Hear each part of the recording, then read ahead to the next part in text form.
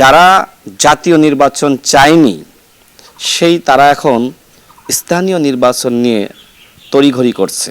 এই প্রতিনিয়ত হুমকি দেওয়ার মাধ্যমে গণঅভ্যুত্থানকে সস্তা বানানো হচ্ছে। অন্তর্বর্তীকালীন সরকারের সময় আমরা দেখেছি জামাতে ইসলাম এবং এনসিপির মধ্যে কামড়াকামড়ি।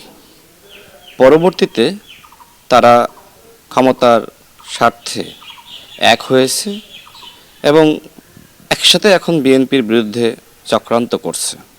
প্রতিনিয়ত গণঅভ্যুত্থানের হুমকি দিচ্ছে, কিন্তু গণঅভ্যুত্থান এত সস্তা জিনিস নয়। এই প্রতিনিয়ত হুমকি দেওয়ার মাধ্যমে গণঅভ্যুত্থানকে সস্তা বানানো হচ্ছে। আমরা সেই সময় দেখেছি জামাত ইসলাম বলছিল সংস্কার ছাড়া, পিআর ছাড়া নির্বাচন নয়। এনসিপি বলছিল অন্তর্বর্তীকালীন সরকারের উচিত 5 বছর ক্ষমতায় থাকা। এনসিপির একজন নেতা সার্জিস আলম এ বিষয়ে সামাজিক যোগাযোগ মাধ্যমে পোস্ট করেছিলেন এবং নাসিরউদ্দিন পাটোয়ারি সে বলছিল 12ই ফেব্রুয়ারি কোনো নির্বাচন হবে না।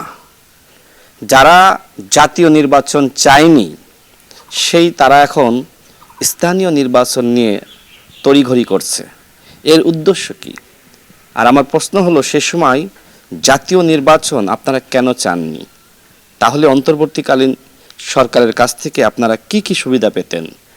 দেখেন, অন্তর্বর্তীকালীন সরকারের সময় প্রশাসনকে জামাতিকরণ, এনসিপিকরণ করা হয়েছিল, যে কারণে তারা কিন্তু জাতীয় নির্বাচন চায়নি।